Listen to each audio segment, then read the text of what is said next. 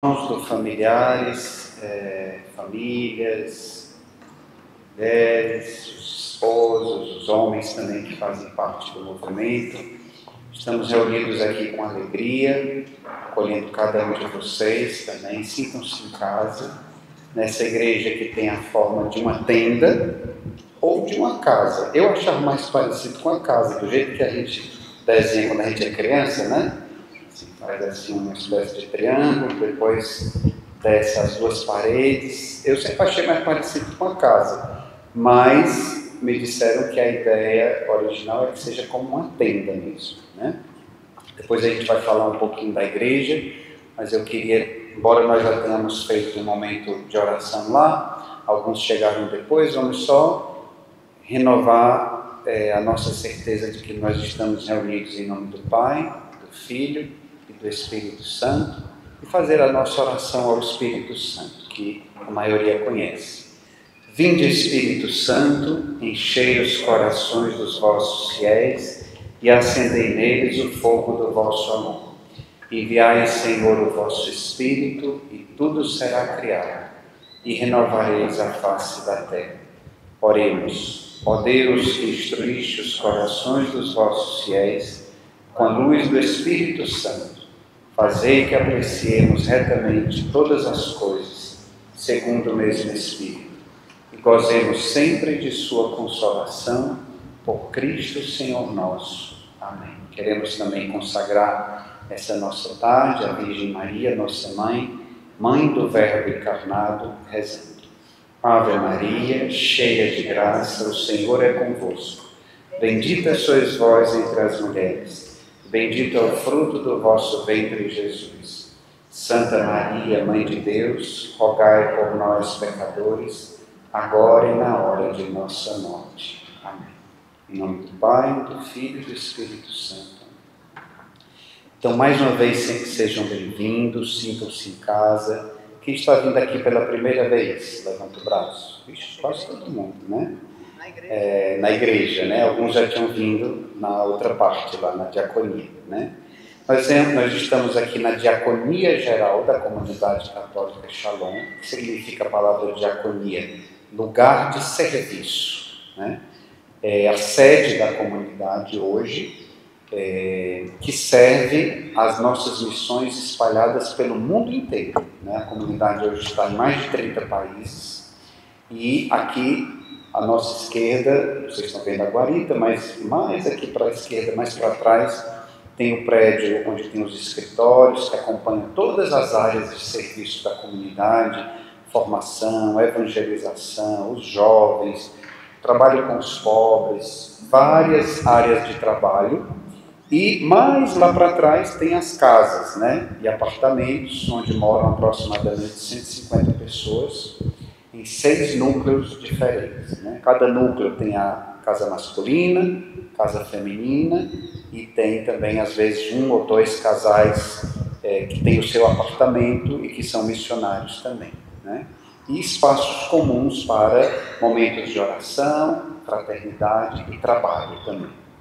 E essa igreja, onde vocês estão, é a igreja do ressuscitado que passou pela cruz, que já existe há algum tempo, mas que foi inaugurada oficialmente pelo nosso arcebispo no dia 1º de novembro, no dia de Todos os Santos, não faz nem um mês, ou faz um mês exatamente hoje, né?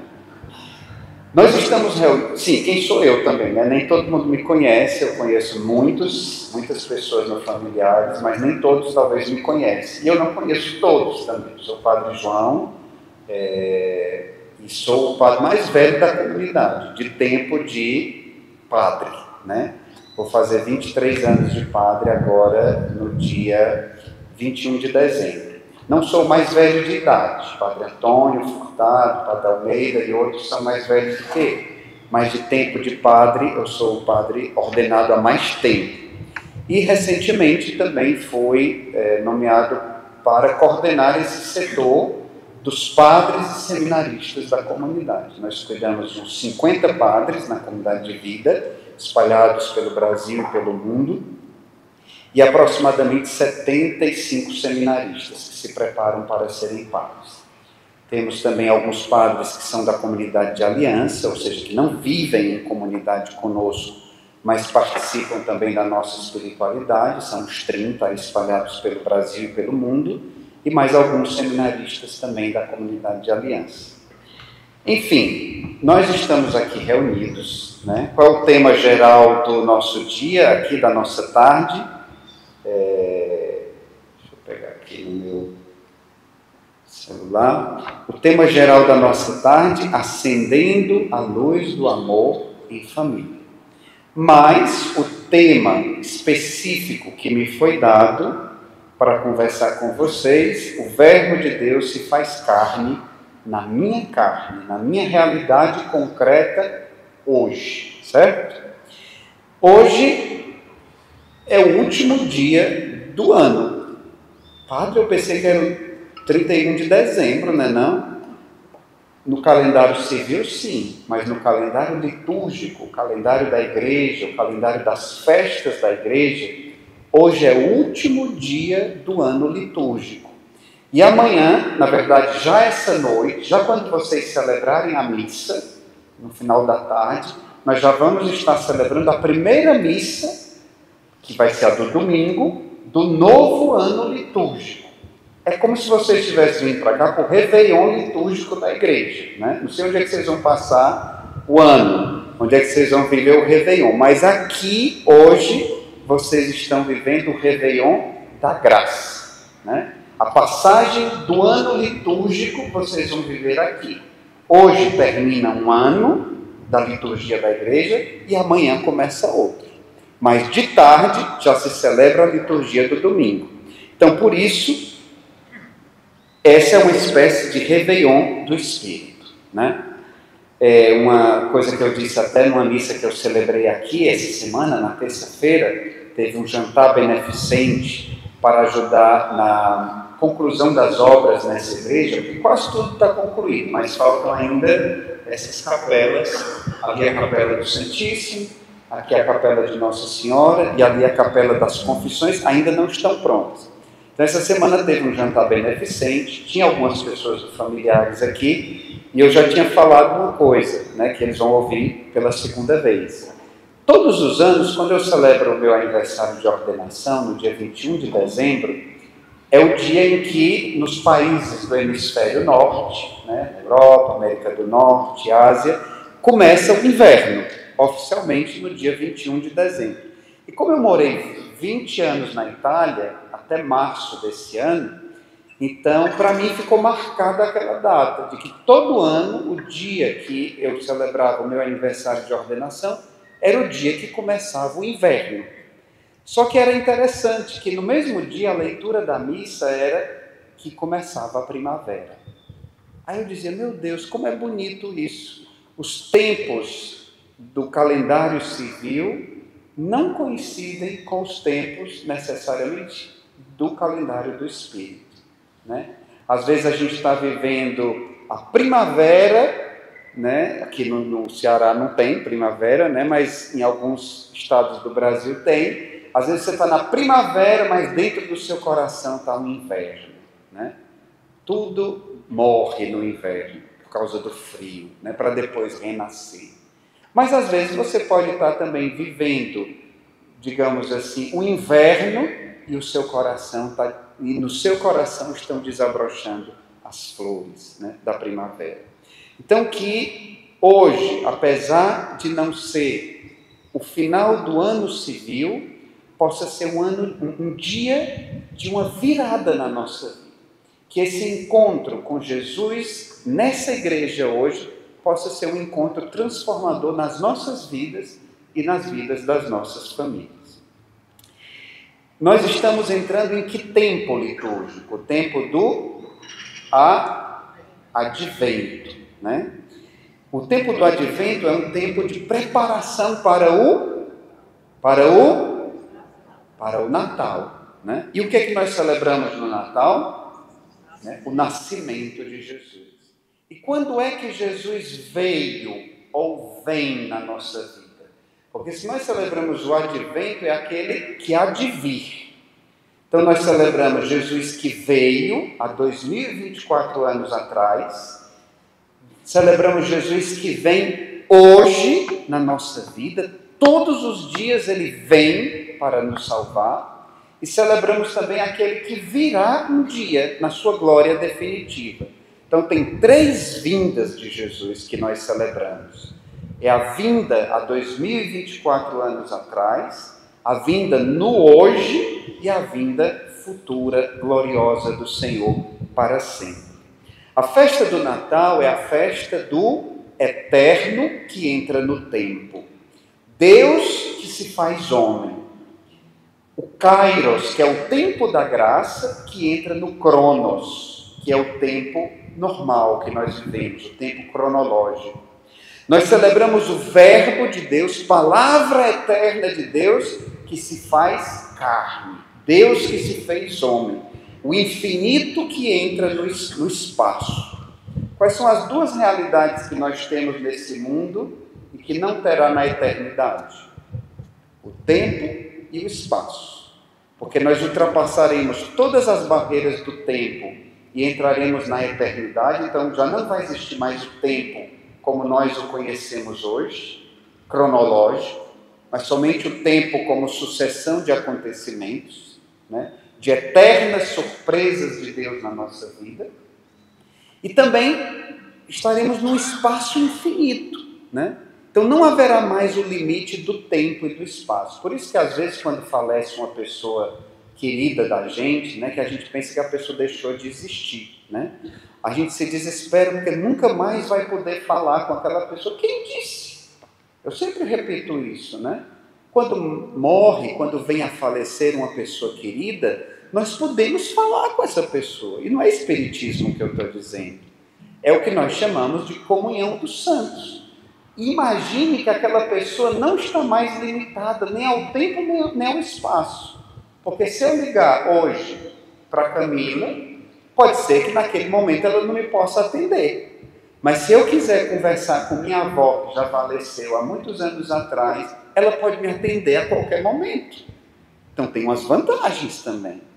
A Camila, eu posso encontrar, se eu não conseguir falar com ela, se tiver sem telefone funcionando em lugar nenhum do mundo, eu só posso me encontrar com ela se eu marcar de algum jeito para me encontrar no mesmo espaço geográfico em que ela está.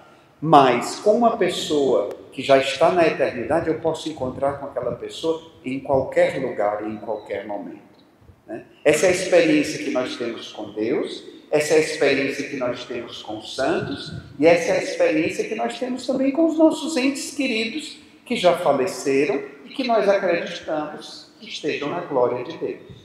Certo? Isso é o que a igreja chama a comunhão dos santos.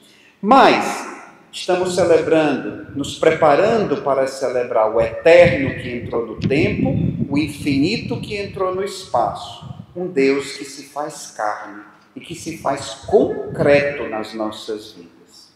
O Natal é a festa de uma fé que é encarnada e concreta. Vamos falar aqui de algumas coisas concretas.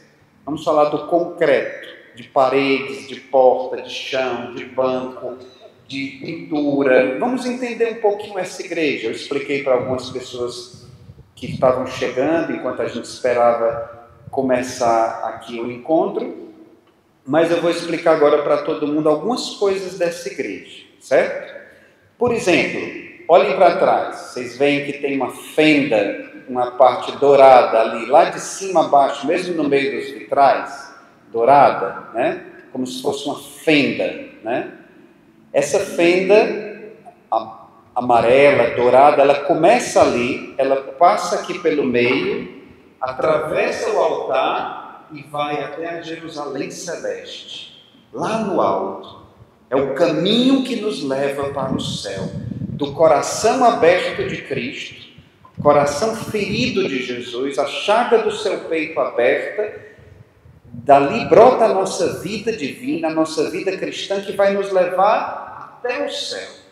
Ali, mais ou menos, ali atrás ainda vai ser feito o batistério, o local onde as crianças, e de repente também algum adulto, essas pessoas serão batizadas, vai ser ali atrás. E como vocês veem nos vitrais, depois começa o vermelho, que representa o sangue de Cristo. Representa também a cor litúrgica, quando nós celebramos os mártires, quando nós celebramos também Pentecostes, a festa do Espírito Santo. Tudo isso que brota do coração de Jesus e vem e vai nos levar exatamente ao coração de Jesus que está no sacrário, né? A hóstia consagrada é o próprio coração de Jesus que se dá a nós, e por isso vai nos levando do vermelho para o dourado, né? Que simboliza o reinado do Senhor, a sua soberania, a adoração ao Senhor, certo? Não sei se vocês sabem, lá no Milagre Eucarístico de Lanciano, na Itália, alguém já foi lá visitar? O pessoal lá atrás, alguns. Quando fizeram o teste, porque foi um pedaço de hóstia que se transformou em carne, e quando fizeram o teste, descobriram que aquela carne era carne do coração, do miocárdio. Isso nos dá a entender que quando Jesus se dá a nós na Eucaristia, Ele nos dá o próprio coração dele para nós. Por isso o dourado nos leva para a adoração. Vamos ver se vocês adivinham o resto. O azul vai nos falar de quê? De familiares. Só porque vocês estão com camisa azul? Não, também. Mas é de Nossa Senhora. E ali vai ser a capela de... Já é, mas ainda não está pronta também a capela de Nossa Senhora, com a tonalidade mais azul. E do azul vai se transformando para o roxo, que é a cor litúrgica do Advento, que é a cor litúrgica da Quaresma, e que é a cor da estola também, quando os padres confessam, como o padre está confessando aqui também à minha direita, né? Está com a estola roxa, que nos convida à penitência, que nos convida ao arrependimento. E ali vai ser a capela das confissões, quando estiver pronta, né? Ainda não está plenamente pronta. Tem outros símbolos interessantes na igreja. Vocês já contaram quantas cruzes tem, essas cruzes douradas? Tem 12, que representam os 12 apóstolos. E para quem está aqui mais no centro, quando vocês olham também para o altar, onde se celebra a Eucaristia, e o altar de onde se proclama a palavra, que é o ambão, de onde se faz a proclamação do Evangelho, é como se fosse uma pedra só, para nos mostrar que o altar da palavra está profundamente unido ao altar da Eucaristia. Em cima desse altar tem uma toalha mais ou menos que é de um tecido, não sei, meio que plástico, que cobriu, e depois tem uma toalha de tecido normal. Nem todo mundo vai poder fazer isso, nem deve. Mas nós padres, quando estamos celebrando, às vezes eu passo a mão ali embaixo das toalhas ainda tem óleo.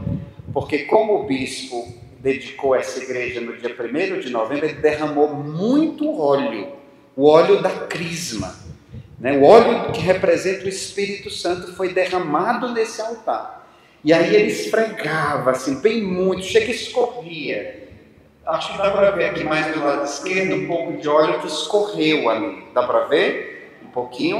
Então esse óleo que escorre.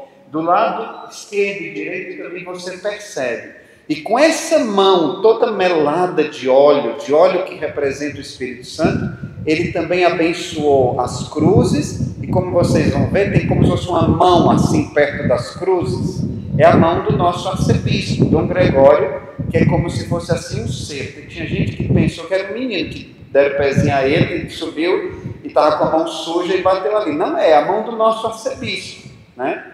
Que com a mão melada de óleo selou essa igreja. Ela está consagrada ao Senhor. Como vocês veem, a nossa fé católica é uma fé muito rica, é muito encarnada, é muito feita de símbolos, de pedra, de chão, de parede, de vidro, de pão, de vinho, de óleo. É uma fé muito concreta, muito encarnada. Como que a nos dizer também que Deus quer tocar as realidades mais concretas da nossa vida e santificar, né? Deus quer tocar as nossas chagas, as nossas feridas, as nossas dores, os nossos pecados, para perdoá-los. os nossos relacionamentos de marido e mulher, pais e filhos, irmãos, né? Todos os nossos relacionamentos, relacionamentos de trabalho, os nossos dramas, a nossa vida econômica, o nosso trabalho. Deus quer tocar as realidades mais concretas da vida de cada um de nós. O que é que está mais latente na sua vida hoje? Qual é a sua maior preocupação no dia de hoje? Tem algo que aflige o seu coração? Tem algo que você trouxe essa tarde para cá e que lhe dá muita alegria? Né? O que está mais forte no seu coração nessa tarde? Pai, eu estou mesmo cansado. Pois traga também esse seu cansaço. E Jesus vai te dizer, como ele diz no Evangelho: vinde a mim, todos vós que estáis cansados, sob o peso dos vossos fardos, e eu vos aliviarei. Gente, não tem nada que descanse mais do que a gente estar na presença de Deus. Padre, minha esposa me obrigou para eu vir hoje à tarde aqui. Fez a maior chantagem comigo, né? E eu aqui morto de cansado, pois sua esposa lhe deu o maior presente, porque você veio para cá para descansar.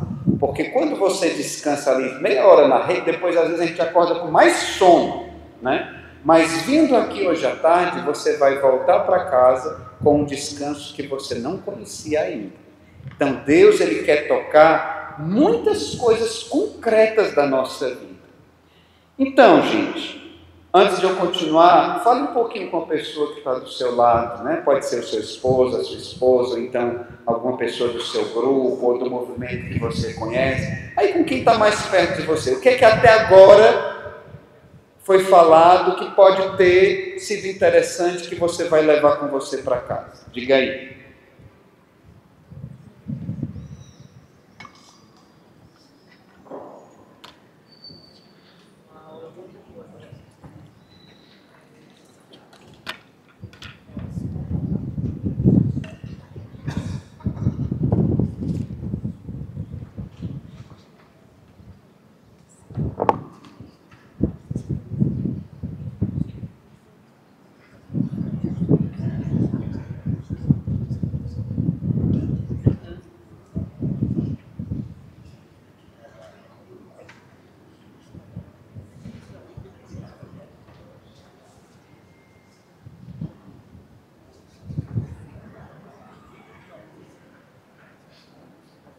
Pronto? Falar ligeiro, né? Eu estava lendo um livro essa semana, esse livro, Abraçar o Futuro com Esperança, de um padre italiano, Amadeo Cecchini, que se escreve Cencini, com C, né? E eu achei muito bonito, e eu acho que Deus me fez ler isso daí, porque eu ia falar para vocês. Aí assim que eu li, eu digo, rapaz, eu vou usar isso aqui para falar para o pessoal no sábado. Ele começa a falar mais ou menos de algo como o advento. E ele diz que na vida nós estamos sempre esperando algo ou alguém. Às vezes estamos esperando uma vida mais plena. Às vezes estamos esperando uma experiência de um amor maior do que aquele que nós experimentamos até hoje. Algo que encha o nosso coração e que seja para sempre. Mas nós precisamos tomar consciência dessa espera. Um outro padre, já cardeal Cantalamessa, ele diz: o tempo do advento é um tempo de espera. Na verdade, a vida é uma espera. A gente está sempre esperando alguma coisa na vida, né? E ao mesmo tempo, a espera é vida. Porque quando você já não espera mais nada nessa vida, você está morto, né? Você está morto. E nós precisamos tomar consciência daquilo que nós estamos esperando. Porque muitas vezes nós não referimos essa nossa espera a Deus. E aí eu vou ler uma coisa que eu falei na missa que eu celebrei aqui terça-feira. Eu estava aqui a Tis, estava a Camila, não sei se o Daniel estava na hora que eu falei, estava também a Manu, tinha algumas outras pessoas familiares, né? A Liv, tinha também o nosso casal ali, amigo, de Ciusa, não, eu sempre confundo, a Carla e a Era a Carla, né? Marcinha não estava não, eu acho. Estava a Carla, o esposo dela, né? Tinha outras pessoas. Mas eu falei isso e vou repetir para vocês. Esse mesmo cardeal Cantalamessa, ele diz que tem 2 desejos humanos, que por natureza nunca se esgotam. Vocês sabem quais são? É o conhecimento, o desejo que a gente tem de conhecer, e o amor, o desejo que a gente tem de uma experiência de amor. Nós podemos nos cansar de uma coisa que nós sabemos, mas não nos cansamos de saber. Nós podemos nos cansar de algo que nós amamos, mas não nos cansamos de amar. E aqui embaixo, quando nós nos cansamos de uma coisa, a gente se volta para outra. E depois para outra ainda. Mas suponhamos que exista um ser que contém em si toda a verdade que a gente possa conhecer. E que ele contenha em si todo o amor que nós podemos desejar. Será que nesse caso a gente não estaria falando de uma felicidade eterna, da qual a gente não se cansaria nunca? Esse ser que contém todo o conhecimento e todo o amor existe. E é Deus. É o nosso Deus. E às vezes a gente está procurando a Ele, aí a gente está procurando a riqueza de Deus, mas a gente se encanta com a riqueza desse mundo e para ali. Porque, por exemplo, foi um baque para mim terça-feira quando eu celebrei nessa igreja. A gente estava celebrando uma missa para os benfeitores que ajudaram na construção dessa igreja, que ainda vão ajudar, que estão ajudando. Aí vocês acreditam que no dia o Evangelho dizia: estão admirando essa igreja, muito bonita esse templo, não vai ficar pedra sobre pedra, né? Aí eu digo: meu Deus do céu, como é que eu vou fazer uma homilia dessa, né? O povo ajudando a gente a construir a igreja e o Evangelho diz que não vai ficar pedra sobre pedra, né? Aí eu, rezando, eu encontrei assim, um significado, um sentido para isso. Porque tudo que eu falei para vocês aqui explicando da igreja é muito bonito e nos leva para Deus, mas não é Deus. Deus não é esse ícone. Deus não é esse altar, né? Deus não é esse ícone. Ele não é esses vitrais. Tudo isso foi feito para nos levar a Ele, mas não é Ele. O seu esposo, a sua esposa, é uma pessoa importantíssima na sua vida e na sua caminhada, mas ele não é Deus. E ela não é o seu Deus também. E nem os seus filhos são seus deuses, né? E nem o seu trabalho é o seu Deus. E nem o dinheiro é o seu Deus. Nada disso é Deus na sua vida. E não tem o poder de lhe saciar. Porque você sempre vai querer mais. Está entendendo? E tem casamento que se acaba por causa disso. Porque o marido endeusa a mulher. Ou a mulher endeusa o marido. Então pretende dele ou dela algo que ele ou ela não podem dar. Porque não são Deus. Dá para entender? Aquela pessoa vai perder a importância na minha vida porque ela não é Deus? Não. Eu vou agora, porque o Evangelho diz que aqui não vai ficar pedra sobre pedra, eu vou pegar um martelo e vou sair derrubando tudo, quebrando tudo? Não, porque me fala de Deus, mas não é Deus. Dá para entender isso? Né? Então, na eternidade, agora eu vou citar um outro padre, que eu gosto muito dos livros dele, das homilias dele, que é um outro padre italiano, Ernst Ronchi, né? Não vão roncar não, estou falando, ronca é o nome do homem, né? Não é porque a gente está com sono, mas não vão roncar não. Mas assim, ele diz uma coisa sobre a eternidade. A eternidade não é uma terra sem rosto e sem nomes. Ele até cita, antes dessa citação aqui, ele diz uma coisa bonita, que a pessoa chegou para Deus: olha, se minha mãe não estiver no céu, eu não quero ir não, viu? Porque ele diz assim: eu quero encontrar no céu os meus queridos, né? Aí ele diz: a eternidade não é uma terra sem rostos e sem nomes. Não vai nos ser pedido que nós abandonemos esses rostos queridos e familiares. Familiares, olha, está falando de vocês, né? Para nos voltarmos para um estranho. Nem mesmo o próprio Deus. O nosso erro não foi ter amado demais o nosso marido, a nossa esposa, os nossos filhos, o nosso trabalho, o nosso carro. Não foi o erro nosso, não é amar demais essas realidades, mas não termos percebido o que nós estávamos realmente amando quando nós estávamos amando cada uma dessas realidades. Cada uma dessas pessoas e cada uma das coisas que nós amamos nos falam de um amor maior, nos remetem a Deus, mesmo não sendo Deus, né? O seu esposo é para você sacramento de Deus na sua vida, sinal de Deus na sua vida, assim como a sua esposa, seus filhos são um sinal de Deus na sua vida, falam do amor de Deus, que é um amor de pai.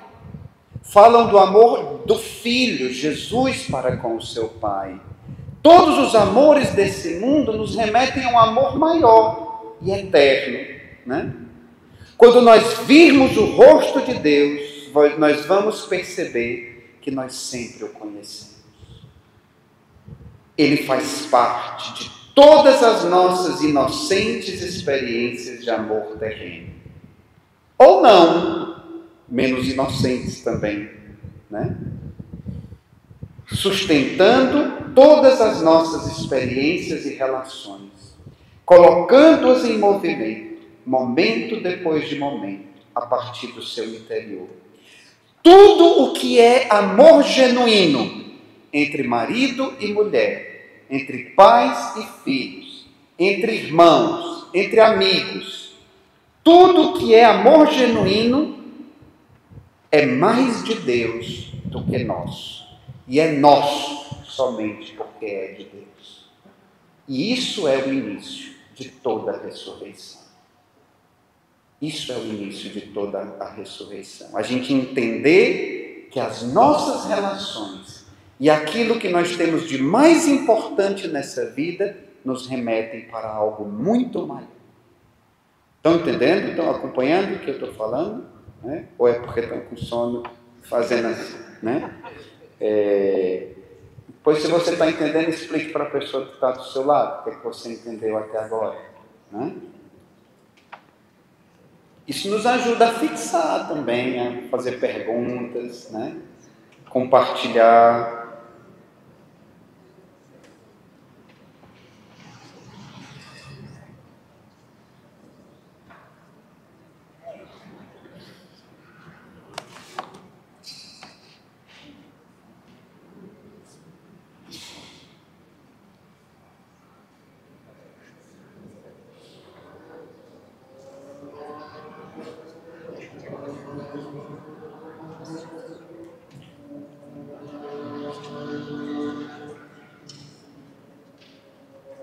Amém? Vocês são tão silenciosos, acho que tem um bocado de gente que não está falando, né?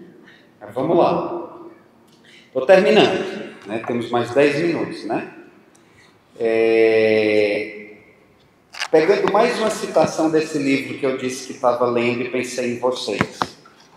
Ele diz algo muito bonito, esse padre Amadeo Sensini, italiano.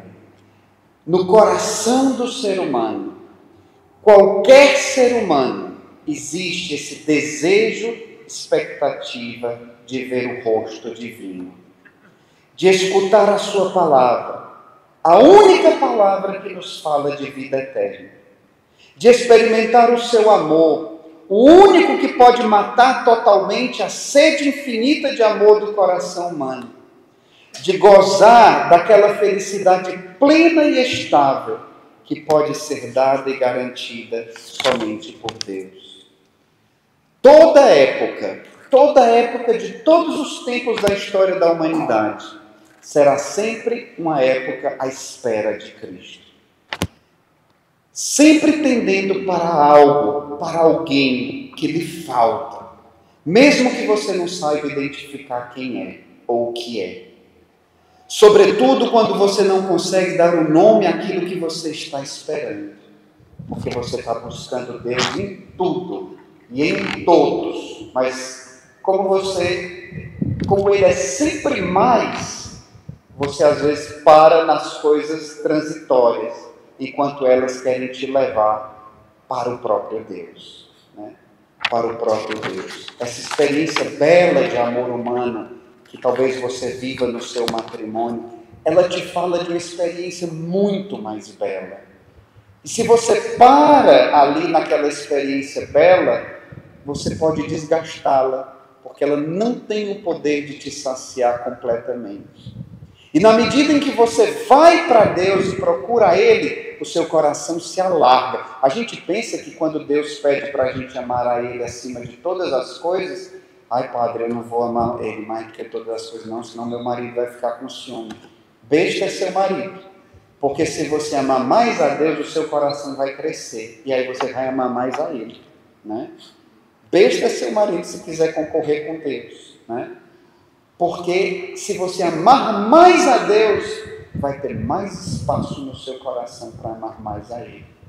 Teve um santo, São Felipe Neri, não sei se vocês já ouviram falar dele, que quando ele morreu, abriram o peito dele e o coração dele tinha crescido, né? Porque tinha se alargado para amar mais, para amar mais. E por isso, meus irmãos, todo cristão, o cristão não é um zumbi, né? Não é uma pessoa, não é um ET, não é uma pessoa estranha a esse mundo,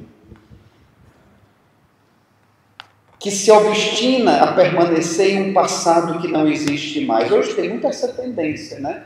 Parece que ser cristão hoje é voltar para o passado. A gente fica com um saudosismo de retornar ao passado. Tem muita coisa do passado que a gente precisa resgatar, mas para atualizar e viver bem no mundo de hoje. Tem coisas da época medieval, tem coisas dos primeiros séculos do cristianismo, tem coisas dos vários séculos que são importantes e valores que a gente tem que resgatar. Mas não para ficar naquele tempo, como se fosse um tempo ideal, mas para atualizar e evangelizar esse mundo de hoje.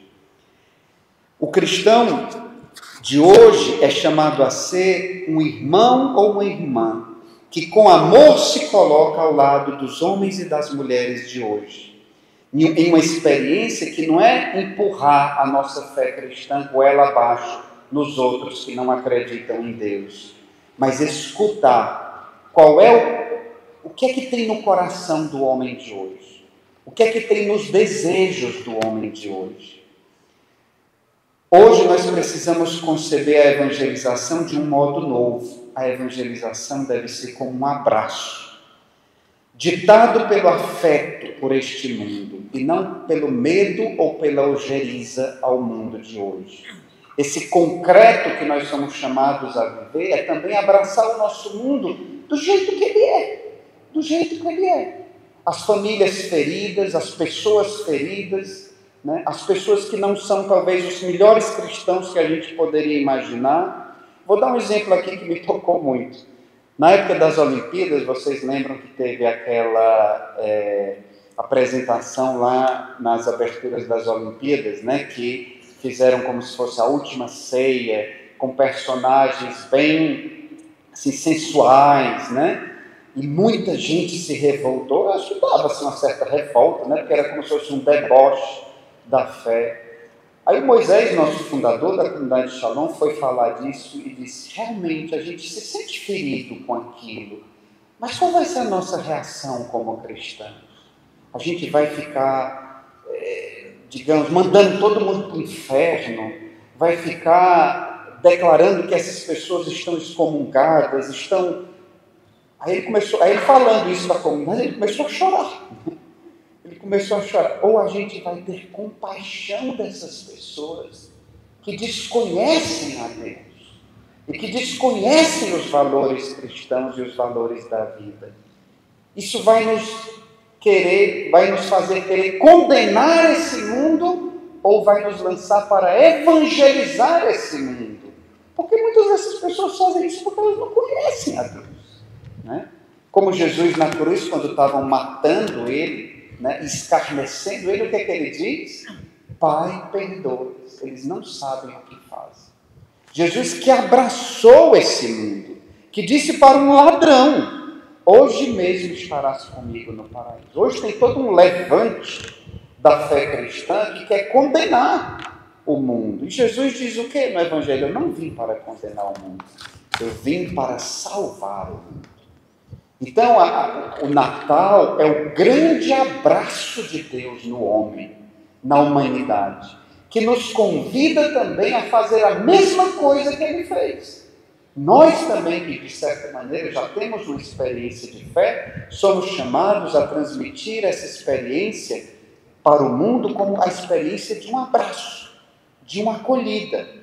Outro dia eu encontrei com um jovem, já adulto, que eu não encontrava há muito tempo. Eu sei que ele está numa vida perdida. Eu sei que ele está numa vida muito afastada de Deus, no campo moral.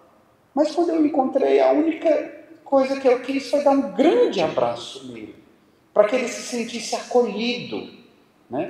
Nós realizamos também aqui, há pouco tempo atrás, um retiro de padres, E às vezes a gente tem padres que estão vivendo situações difíceis também, E tinha um padre em particular que tinha vivido uma experiência muito dolorosa, tinha sido acusado de muitas coisas, e aí ele chegou para mim e pediu desculpa: padre, desculpa eu estar aqui, porque eu sei que eu estou bem afastado daquilo que deveria ser a santidade do meu ministério, mas eu estou aqui, se isso constrange você. Eu disse: padre, se a gente está fazendo esse retiro é para você. A gente está fazendo esse retiro para os perfeitos, até porque nem nós somos. Nós estamos fazendo esse retiro para você. Se tivesse sido só você, esse retiro vale a pena, porque talvez você seja aquele que está mais precisando, E hoje a gente encontra tantos cristãos e tantos católicos aí nas redes sociais, distribuindo anátemas e excomunhões para todo mundo, Será que é isso? É assim que a gente vai levar o Evangelho para o mundo de hoje? Jesus nos chama a evangelizar abraçando esse mundo. O abraço poderia se tornar o símbolo da nova evangelização, O símbolo da nova evangelização. Abraçar a história, abraçar as pessoas concretas com as quais nós vivemos. A começar pelo nosso marido, pela nossa mulher. Aproveita e dê um abraço aí, assim, não seja assim de lado, Porque a gente fica esperando a pessoa perfeita, Fica esperando a família perfeita, a comunidade perfeita, A gente fica... Abraça também o seu amigo, a sua amiga, Tem muitas pessoas que vieram também dos grupos de mulheres ou familiares ou outros grupos, Às vezes a gente parece que é como na comunidade. Uma vez eu li um livro que dizia assim: todo mundo quer a comunidade perfeita. Ou a gente poderia dizer: todo mundo quer a família perfeita. Todo mundo quer o movimento perfeito. Mas quem é que está disposto a pagar o preço? Pouca gente, porque a gente quer a coisa já acabada. A gente não quer participar da fadiga da construção. A gente quer a coisa já acabada. Então, nós vamos ser sempre, o cristão é sempre uma pessoa em caminho. Como vocês podem ver que o próprio Jesus está caminhando, Está caminhando e nos convidando a caminhar atrás dele, como numa grande procissão. Onde vamos, tem um ícone da comunidade, uma imagem que é bonita, tem lá na capela da comunidade onde eu morava, lá em Roma. É Jesus caminhando à frente, bem grande, Nossa Senhora pequenininha, que na comunidade às vezes a gente chama ela também de toda pequena, mas não é porque aquele ícone é bem pequenininho, não. É outra imagem, de Nossa Senhora toda pequena. E ela com o manto aberto e um bocado de gente assim na procissão.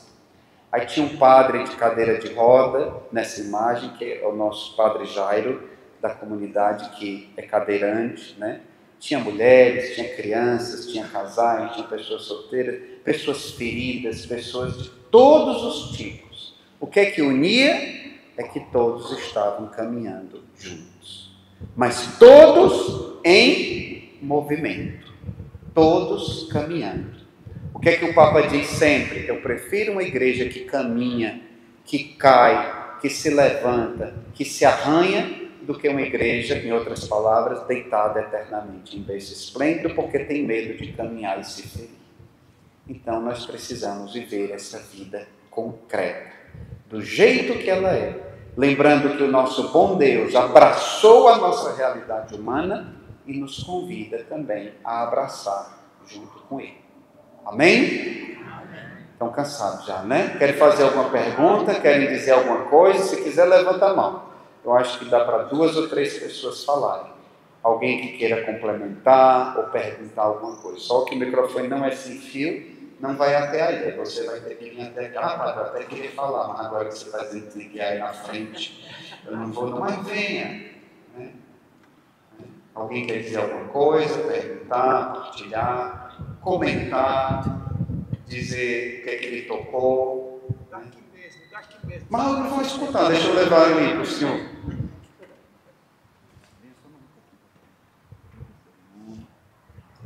Meu nome é Carlos Arthur, marido da Iracema. E quer dizer, padre, que realmente foi uma aula profunda nas palavras do Senhor. Realmente me tocou muito, porque há muitas pessoas as palavras e a explicação desses símbolos também da igreja. Fiquei realmente muito feliz. Então me dê um abraço.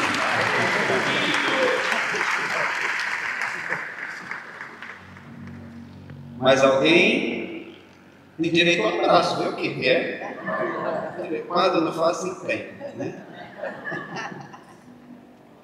Mais alguém?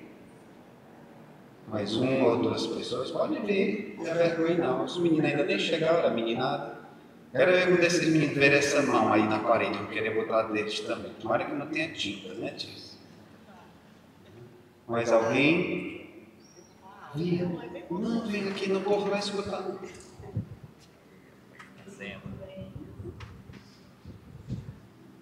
Foi Iracema, esposa do Carlos, mas o que me deixou assim feliz foi conhecer essa igreja, a Igreja do Ressuscitado, né? Porque eu assisto muitas missas no Shalom, aquela missa de 12 horas, e aquele padre, qual é o nome dele? Padre Água. O Padre Água. Sempre ele falava nessa igreja e pedia que a gente doasse alguma coisa. E eu pensava que a igreja não estava assim. Eu pensava que a igreja estava caminhando ainda. E eu fiquei feliz quando eu vi essa beleza dessa igreja. E eu aproveitei, eu também ajudei. Sempre eu dava, não é uma ajuda, mas sempre eu comprava aquelas camisas, daquele, né, que fica insistindo. Ele é insistente. Ele vai vir celebrar. Aí ele diz assim... Ele é patrocinado pelo iPad. Ele diz, não, mas no R$1.000 tá bom, R$1.000. Olha, R$1.000 é muito. Mas eu fiquei assim, muito feliz em vir aqui. E também, quando a gente chega na igreja a primeira vez, a gente pede 3 graças. E eu tenho certeza que as minhas graças vão ser... Eu vou ser alcançada hoje. Amém.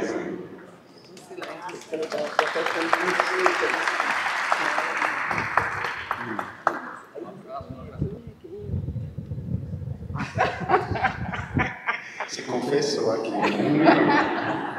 A última pessoa. Pode vir, alguém. Mas alguém levantou a mão, né? Se quem levantou a mão pode vir também, rapidinho. O tempo que o menino chega. Ou não. E aí, pessoal, eu gostaria de compartilhar a emoção, né, dessa igreja, eu achei belíssima, né? Essa tenda, toda a explicação do Padre João. Eu, né, das tendas, levando, né, para Jerusalém Celeste. Mas o que mais me tocou foi esse painel, né, desse ícone de Jesus, com as chagas douradas, né? Assim, que representa a ferida, né, e a nossa ferida, como esse habitante desse mundo, né? Então somos feridos e esse Cristo ressuscitado, né? Que mostra que nós estamos sendo acolhidos nas nossas dores. É isso. Obrigado, Roberto. Um abraço. Roberto, com certeza, também na profissão dele, ajuda a curar muitas feridas, né? Teve coisa que eu não disse ali do ícone, né? Só para complementar bem rapidinho, vocês vão ver também que, se eu não me engano, tem 12 pombas, né? Que também simbolizam os apóstolos.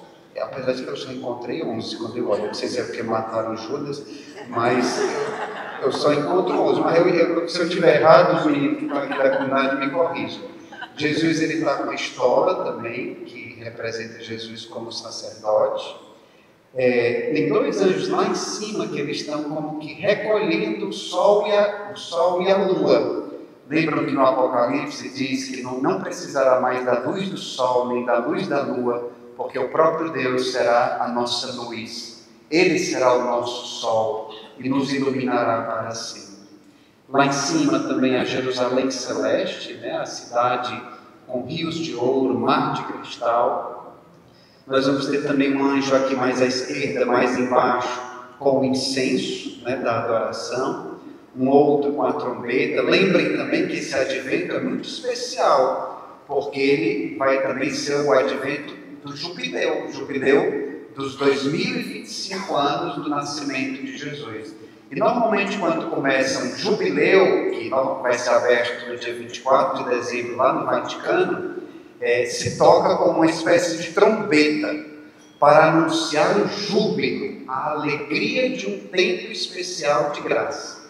Esse Natal desse ano vai ser um Natal especial, mais especial ainda, porque vai começar um ano inteiro onde as graças de Deus vão estar sendo derramadas abundantemente sobre nós, mais do que o normal, porque é um ano de jubileu. Cada 25 anos tem um jubileu, um ano especial de graça, né? E também, deixa eu ver aqui se tem mais algum símbolo para explicar. Acho que o essencial eu disse, né?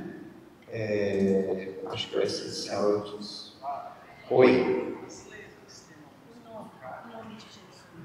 As letras, eu acho que vou deixar quando o pessoal vier depois, que na hora da missa, vão vir pessoas que são mais sabidas do que eu. Esse ícone foi pintado por pessoas da comunidade, né? 4, 5 artistas da comunidade que pintaram. Mas eu acredito que sejam as iniciais de Jesus Cristo, né? Em grego. E tanto é que o X, né, que é de Cristo na língua grega, é a cruz de Santo André. Hoje é o dia de Santo André. E ele morreu numa cruz em forma de X. Por isso que a cruz de Santo André. E por que o X? Porque é as iniciais de Cristo em grego, né? Acho que o essencial foi falado, né? A coroa de um rei, né? Rei glorioso, coroa de louros. Como é? O livro está dizendo, e olha, tem gente que sabe mais do que eu. Embaixo aqui do altar, do lado esquerdo, embaixo dessa parte assim diagonal, tem também relíquias dos santos, São Francisco e João Paulo II. Relíquias, se eu não me engano, de 1º grau, que são algum objeto, alguma coisa que tocou o corpo desses santos, São Francisco, Santa Teresa e São João Paulo II. Tipo uma pedra, está como se fosse assim enterrada a relíquia debaixo do altar. Acho que é isso, gente.